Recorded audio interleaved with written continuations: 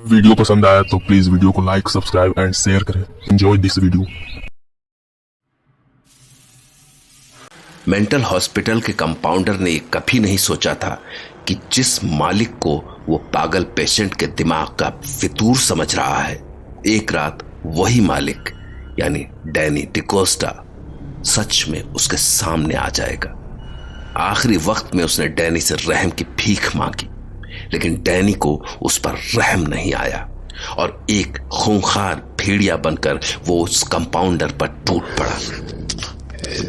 इस पूरे वाकये का गवाह था वो पागल पेशेंट जो जंजीरों में बंधा हुआ अपने मालिक को शिकार करता हुआ देख रहा था। मालिक मालिक मालिक, आपका ये सेवक कुछ जानना चाहता है। बोलो।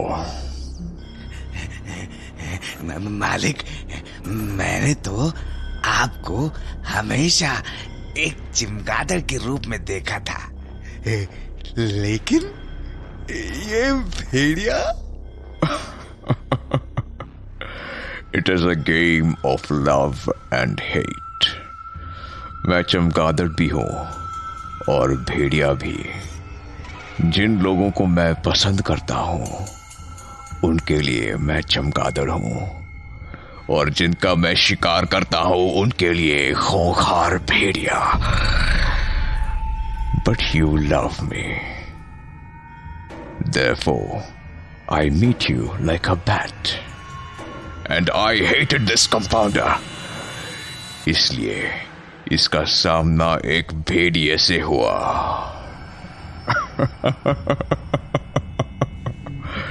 Yes, I am a bat. I am a wolf. I am a beast.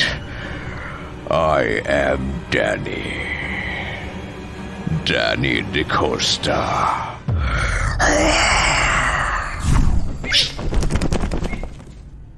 मालिक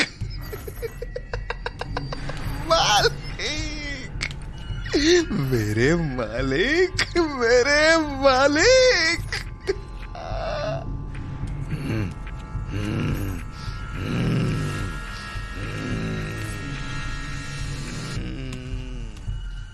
अगली सुबह जब मेंटल हॉस्पिटल में लोगों को यह खबर पता चली तो वहां हड़कंप मच गया। रुद्र भी भागा भागा हॉस्पिटल पहुंचा, लेकिन वहां के हालात ने उसे उलझा कर रख दिया। ये कैसे पॉसिबल है? आखिर कंपाउंडर की मौत अचानक से कैसे हो सकती है, और वो भी इस तरह से? कल शाम को ही तो मिला था मैं उससे। उस वक्त वो उस पागल पेशेंट की शिकायत कर रहा था। मुझे मरीज से बात करनी होगी, लेकिन उससे पहले अपनी रिपोर्ट तैयार कर लूं। गार्ड ने बताया था कि जब वो रात को कंपाउंडर के पास गया था, उस वक्त पागल जोर जोर से चिल्ला रहा था, और उसकी आवाज़ सुनकर कंपाउंडर गुस्से में पागल मरीज की कोठरी की तरफ चला गया। उसके बाद गार्ड मेन गेट पर अपनी ड्यूटी करने आ गया। रात भर उसकी कंपाउंडर से कोई बात नहीं हुई, लेकिन सुबह ड्यूटी ख़त्म होने के बाद भी जब कंपाउंडर दिखाई नहीं दिया तो गार्ड ने उसे ढूंढना शुरू किया। बिल्डिंग के अंदर उस पागल पेशेंट की ज़ोर ज़ोर से हंसने की आवाज़ें आ रही थीं। अंदर जाकर देखा तो उसके हाथ पैर जंजीर से बंधे हुए थे और चारों तरफ खून ही खून था। फर्श पर कंपाउंडर की लाश के टुकड़े इस तरह बिखरे थे जैसे किसी जंगली जानवर ने अपने शिकार को नोच नोच कर खाया हो। आखिर कौन कर सकता है ऐसा? कहीं उस पागल ने तो नहीं मारा उसे? कई बार वो उसे जान से मारने की धमकी भी दे चुका है। नहीं नहीं नहीं, वो पागल तो जंजीरों से बंधा हुआ था, वो इस तरह से नहीं मार सकता। एक मिनट, उस कमरे में खिड़की है, कोई वहां से आया हो? कोई जंगली जानवर? पास में जंगल भी है, इसलिए जानवर तो आ ही सकता है।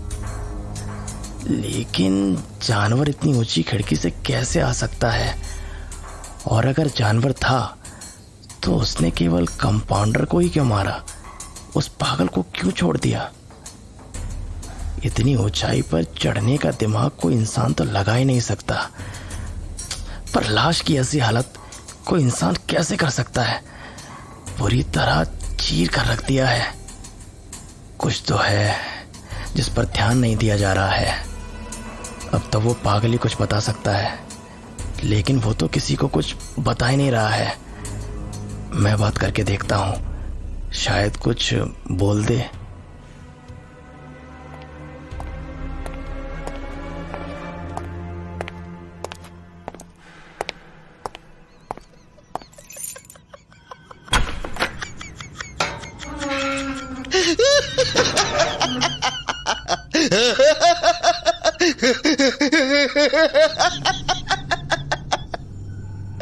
आ गए तुम, आ गए तुम। मुझे पता था तुम जरूर आओगे, मुझे पता था। क्या हुआ था यहाँ? तुम्हें पता तो है, मुझसे क्यों पूछ रहे हो?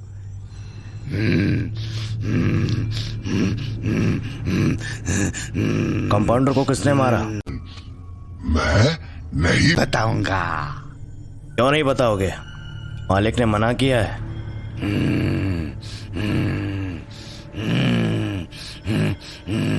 अच्छा, तो तुम्हारे मालिक यहाँ आए थे? हाँ, मालिक आए थे। कब आए थे? मालिक, हाँ हाँ, याद आया, रात को आए थे। तो तुम्हारे मालिक ने मारा है इसको? हाँ, मालिक ने मारा है इसको। मैंने कहा था इसको मालिक आने वाले हैं, लेकिन ये नहीं माना, हमेशा मजाक बनाता रहा। और कल मालिक आ गए और उन्होंने इसे सजा दे दी। लेकिन तुमने ये बात किसी और को क्यों नहीं बताई? हाँ, नहीं बताई, बस तुम्हें बता रहा हूं। बस मुझे ही क्यों? तुम्हें इसलिए क्योंकि मालिक ने कहा है कि वो जल्दी ही तुम्हारी जिंदगी में घुसने वाले हैं। क्या बकवास कर रहे हो तुम? हाँ, मालिक ने कहा था कि वो तुम्हारी जिंदगी में घुसकर तुम्हें भी सबक सिखाएंगे, सबक सिखाएंगे तुम्हें।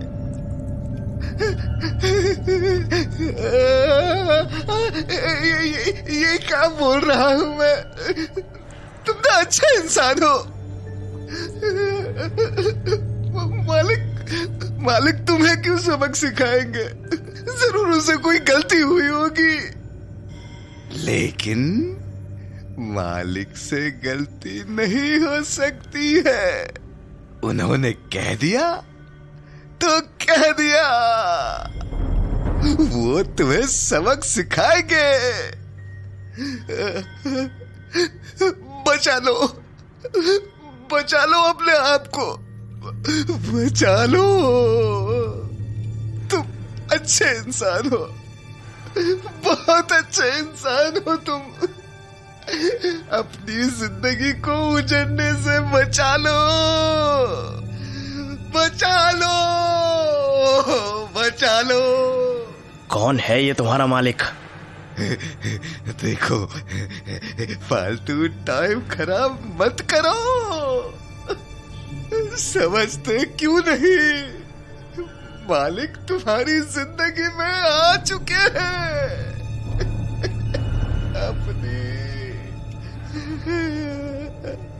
अपने आप को बचा सकते हो तो बचा लो।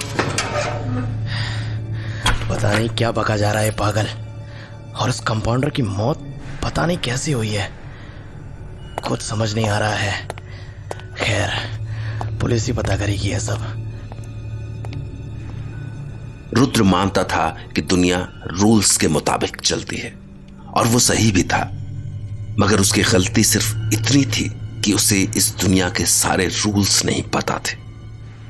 काश उसने पागल पेशेंट की बात सुनी होती, लेकिन वो तो उसकी बातों को उसके दिमाग का फितूर समझकर नकार देता था। रुद्र आने वाले तूफान से अनजान था और फादर डिसिल्वा ने भी उसे आखिरी बार समझाने की भरपूर कोशिश की। फादर, आप मेरे घर पर कब से वेट कर रहे हैं आप? यही कोई आधा घंटा हुआ है, बट नो प्रॉब्लम। मैं तुम्हारी बुक्स का कलेक्शन देख रहा था। ह्यूमन माइंड पर काफी अच्छी किताबें हैं तुम्हारे पास। फादर, मैंने आपको बताया था ना, मेरी रिसर्च के सिलसिले में मुझे बुक्स पढ़नी पड़ती हैं। कहिए फादर, कैसे आना हुआ? रुद्रा, तुम्हें पता है कि मैं क्यों आया हूं? It's all about jenny. उसे ब्लड चढ़ाए काफी वक्त हो चुका है। मेरी कैलकुलेशन के हिसाब से उसके ब्लड से अब उस चीज का असर खत्म हो जाएगा। हमें प्रोसेस रिपीट करनी चाहिए। फादर, मैं कल जेनी से मिलकर आया था, अब उसे कोई प्रॉब्लम नहीं है। रुद्रा, तुम्हें पता है कि वहां क्या चल रहा है? फादर, आप समझ क्यों नहीं रहे हैं कि जिन चीजों को बेस मानकर आप ट्रीटमेंट करना चाहते हैं उनका कोई एग्जिस्टेंस ही नहीं है। ये वैम्पायर किताबों और फिल्मों में ठीक है, इन्हें रियल लाइफ में मत लाइए। साइंस इन चीजों में नहीं मानता है। रुद्रा, आंख बंद कर लेने से खतरा मिट नहीं जाता है। कई चीजें हैं जिनके बारे में साइंस को अभी काफी काम करना है। फादर, रुद्रा, कहीं ऐसा ना हो कि जेनी के पास बाद में टाइम ना बचे, और अगर कुछ गलत हो गया तो तुम जिंदगी भर अपने आप को माफ नहीं कर पाओगे। फादर, मैं आपकी काफी रिस्पेक्ट करता हूं, लेकिन मैं आपके थॉट से एग्री नहीं करता। प्लीज आप जाइए। Okay Rudra, as you wish. Father Veena, ऐसा लगता है कि जेनी से ज्यादा तो इन्हें ट्रीटमेंट की जरूरत है।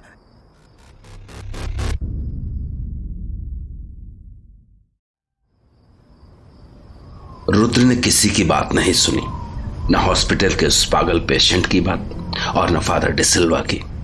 अब जेनी के खून से उस चीज का असर मिट चुका था जिससे फादर ने चमगादड़ को रोकने के लिए उसमें मिलाया था। इसका मतलब साफ था कि अब जेनी को डैनी के चुंगल से कोई नहीं बचा सकता था। ऐसा लग रहा था कि जेनिफर की जिंदगी का सफर एक अंजाम तक पहुंचने वाला था, एक ऐसा अंजाम जिसका अंदाजा फादर डिसिल्वा पहले ही लगा चुके थे। Danny, my love, I'm all yours. You can taste me. You can suck my blood. Yes Jennifer, अब तुम मेरी दुनिया में आने के लायक बन चुकी हो। Do you want to see my world?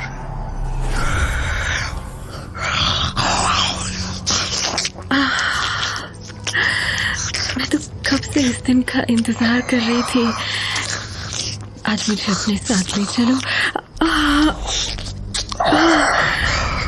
आज तुम इस दुनिया को छोड़कर मेरी दुनिया में आने वाली हो।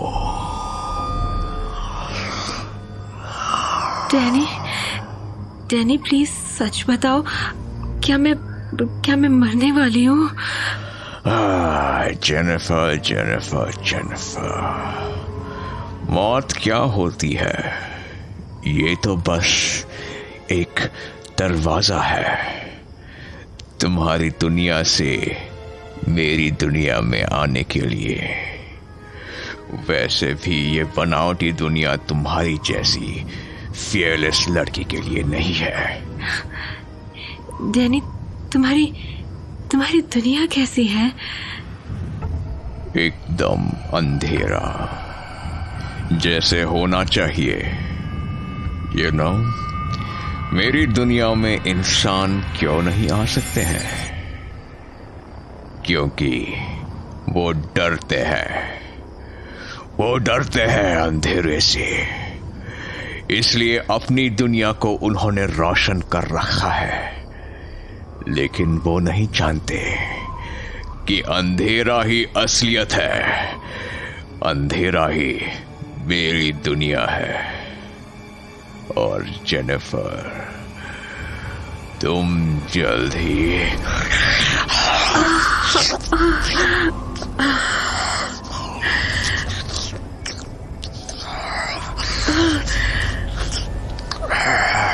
Are you enjoying it? Yes, Danny. I'm enjoying it. But I'm feeling pain. I'm losing my life. No, Jennifer, no. You are not losing anything. I'm losing everything. मुझे डर लग रहा है.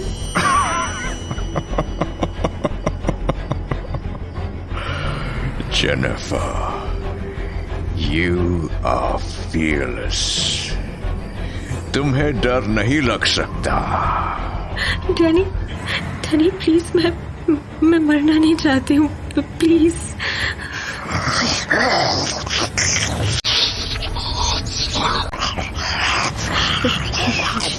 रोशनी कम हो रही है. डार्क हो रहा है. अंधेरा बढ़ता जा रहा है. I'm dying. You are not dying. You are entering my world.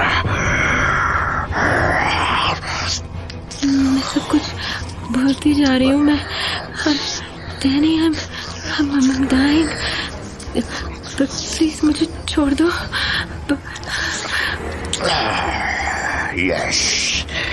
Yes, Jennifer. You are dying. But to enter my dark world, you have to die.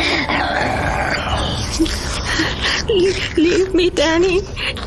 Danny, please leave me. मैं मर जाऊंगी. मैं मर रही हूँ.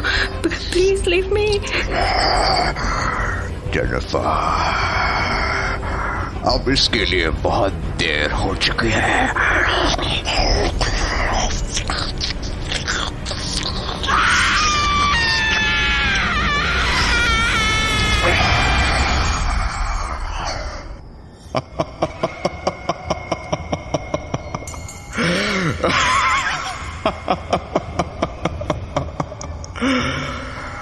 Welcome, Jennifer. Welcome to my world of endless darkness.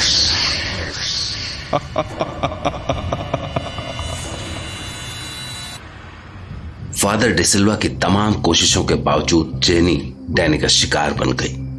मरने से ठीक पहले जेनी को अंदाजा हो चुका था कि वो किस अंधेरे रास्ते पर जा रही है.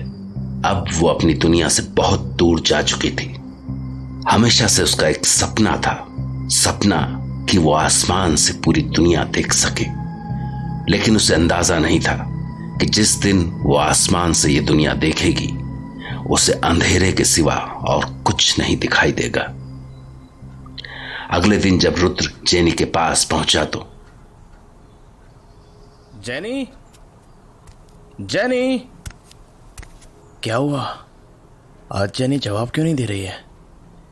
कहीं जेनी?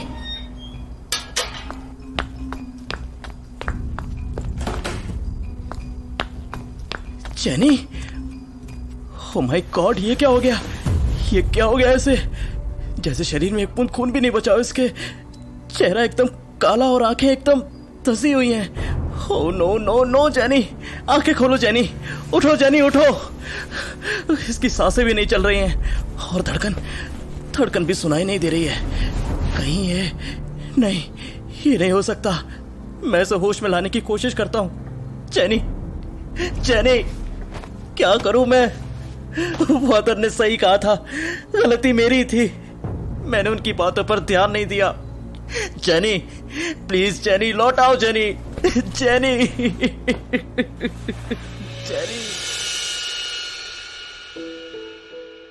अब रुद्र को अफसोस हो रहा था कि उसने फादर डिसिल्वा की बात क्यों नहीं मानी. लेकिन अब अफसोस करने के सिवा उसके पास और कोई चारा नहीं था. जेनी की मौत हो चुकी थी। अगले दिन जब जेनी की बॉडी को दफनाने के लिए कब्रिस्तान में लाया गया तो सब लोग उसे आखिरी विदाई देने के लिए इकट्ठा हो चुके थे और उसकी दोस्त सौम्या कुछ ही दिन पहले फादर के कहने पर रुद्र ने उसे लेटर लिखकर गांव बुलाया था, लेकिन उसे पता नहीं था कि जब वो जेनी के पास पहुंचेगी तब तक जेनी इस दुनिया से विदा हो चुकी होगी।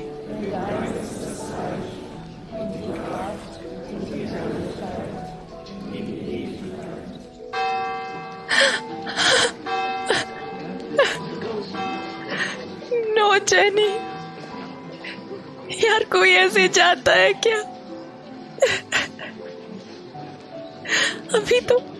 अभी तो कितनी बातें करनी थी हमें।